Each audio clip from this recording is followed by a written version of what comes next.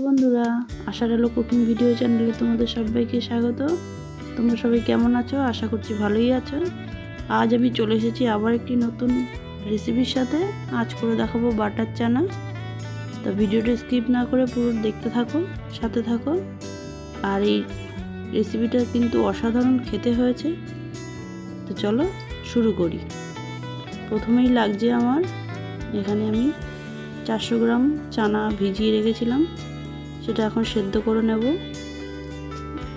দেখো, এটা এবার আমি প্রেসার কুকারের মধ্যে দিয়ে দেবো।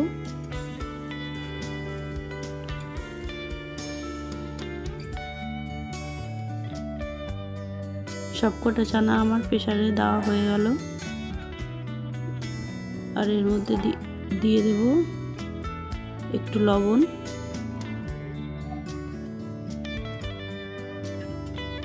একটু হলুদ,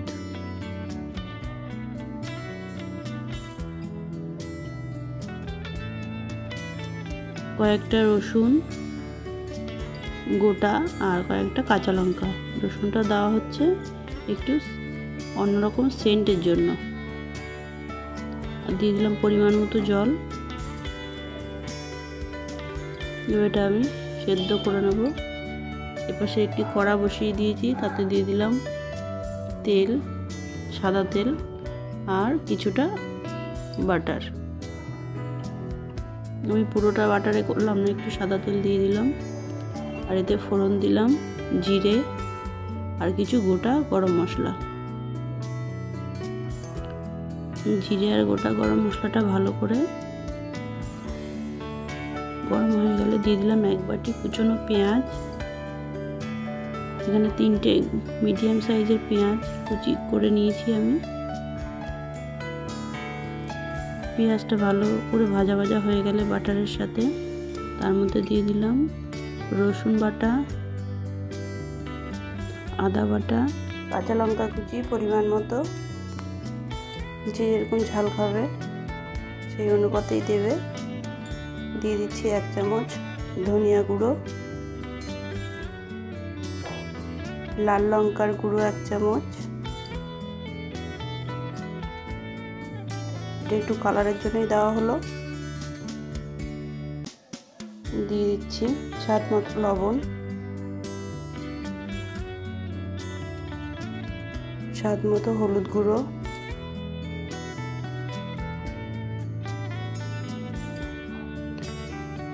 এবার সব মশলার সাথে পেঁয়াজটাকে আমি ভালো করে নাড়িয়ে চাড়িয়ে কষিয়ে নেব যতক্ষণ না এর থেকে তেল ছেড়ে আসছে। দেখো, ভালো করে আমার ভাজা হয়ে গেছে, তেলও ছেড়ে দিয়েছে। এই অবস্থায় আমি দিয়ে দেবো এর মধ্যে 3 থেকে 4 চামচ টমেটো কেচাপ। তোমরা চাইলে এখানে টমেটো পেস্ট বা টমেটো কুচিও দিতে পারো, কিন্তু আমি এখানে টমেটো কেচাপটাই ব্যবহার করলাম, এতে একটা আলাদাই স্বাদ আসে। তো চলো, দেখো ভালো করে টমেটো কেচাপের সাথে মশলাটা আবার ভালো করে আমি কষিয়ে নিই। ভালো করে কষানোর পরে দেখো কালারটা একটু অন্যরকমই হয়ে গেছে। এরপরে আমি দিয়ে দেবো আমি যে চানাগুলো সেদ্ধ করে রেখেছি সেইগুলো। দেখো এখানে যে চানাটা সেদ্ধ করে রেখেছিলাম কত সুন্দরভাবে সেদ্ধ হয়ে গেছে। 5 থেকে 6টা সিটি মেরেছি আমি। সব চানাগুলো আমি জল ঝরিয়ে দিয়ে দিলাম মশলার মধ্যে।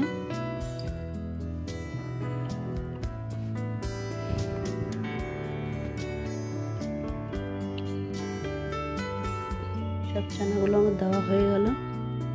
এবার চানার সাথে মশলাটা ভালো করে নেড়েচেড়ে মিশিয়ে নেব। চানার সাথে মশলাটা ভালো করে নেড়েচেড়ে মিশিয়ে নেওয়ার পরে দিয়ে দিলাম 1 চামচ চিনি, 1 চামচ গোলমরিচের গুঁড়ো আর 100 গ্রাম ফ্যাটানো টক দই। দইয়ের সাথে চানাটা এবার ভালো করে মিশিয়ে নিতে হবে। দেখো ভালো করে আমি মিশিয়ে নিচ্ছি। চানাটা চানাটার সাথে দই আমার ভালো করে মেশানো হয়ে গেছে। এখন আমি এর মধ্যে দিয়ে দেব জল। যে বাটিটা আমি দই ফেটিয়ে রেখেছিলাম সেই বাটিটাই ধুয়ে দিয়ে দিচ্ছি। এখানে আমি পর্যাপ্ত পরিমাণে জল দিয়ে দিলাম, দিয়ে আমি 5-7 মিনিট ঢেকে দেব।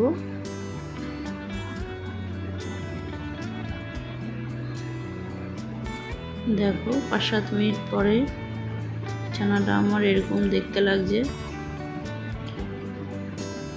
গ্রেভিটা অনেক গাঢ় হয়ে এসছে, চানাটাও ভালো করে সেদ্ধ হয়ে গেছে। এরকম অবস্থায় আমি এর মধ্যে দিয়ে দেবো 1 চামচ কাসুরি মেথি। তোমরা চাইলে এখানে ধনেপাতাও ব্যবহার করতে পারো।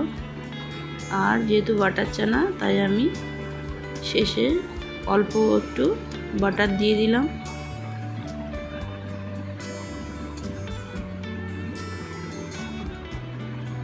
চলো বাটারের সাথে চানাটা আবার নেড়েচেড়ে ভালো করে মিশিয়ে নিয়ে একটু ফুটলেই নামিয়ে ফেলবো।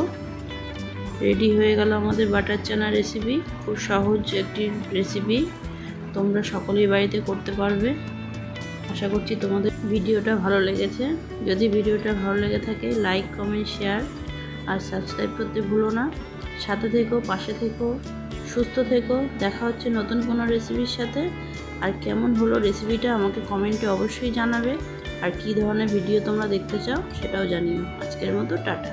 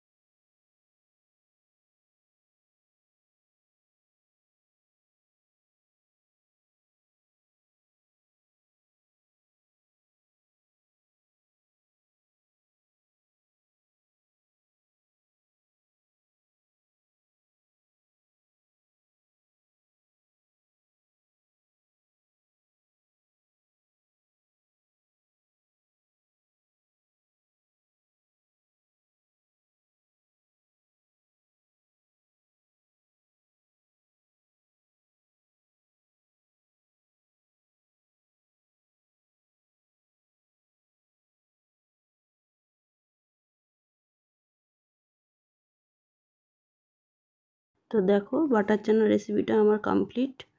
কেমন লাগলো তোমাদের রেসিপিটা কমেন্টে অবশ্যই জানাবে। আশা করছি ভালো লেগেছে।